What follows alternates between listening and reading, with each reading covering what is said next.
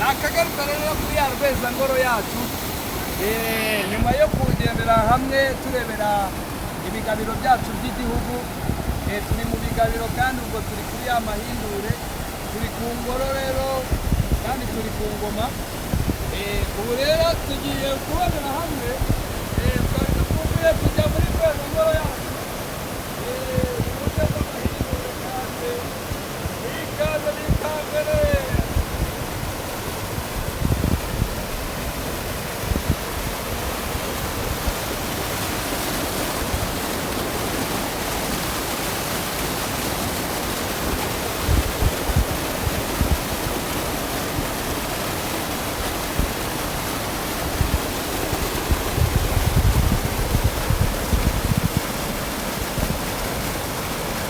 Turacyari ku isoko kandi ku isoko ni ku isonga, turacyari ku isoko kandi ku isoko ni ku isonga.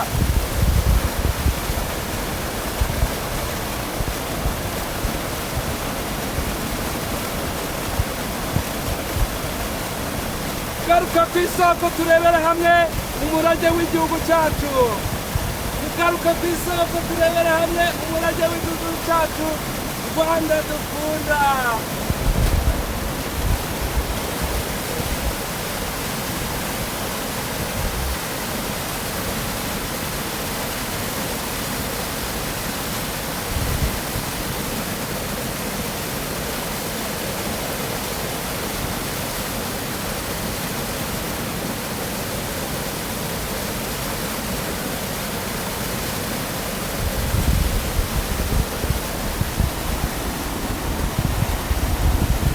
Kungare nababwiye ibyiza mukigeza mubona burya cya kirezi twambaye nimwize muyava kera.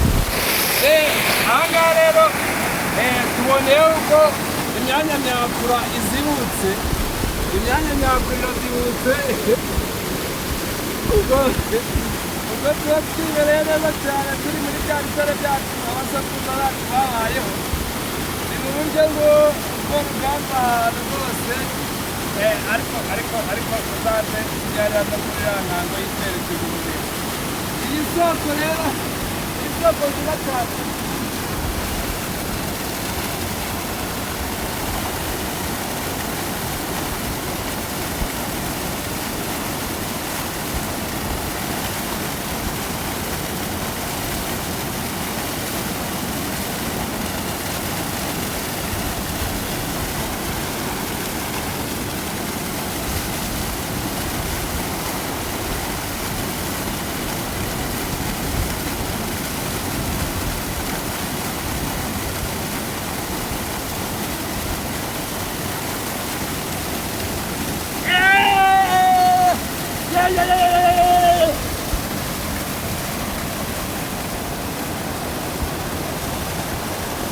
Byari byiza cyane gukangurira imyanya myakura mwantore. Mwarangije cyane, karibu ni ku isoko ni ku isonga.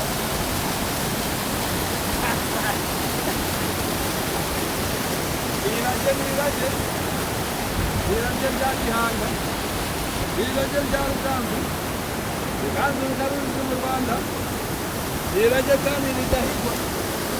Irage n'irage n'irage ku isoko. Isoko! Isoko! Irage n'irage. Irage n'irage. Irage n'u Rwanda. Umutima wacu.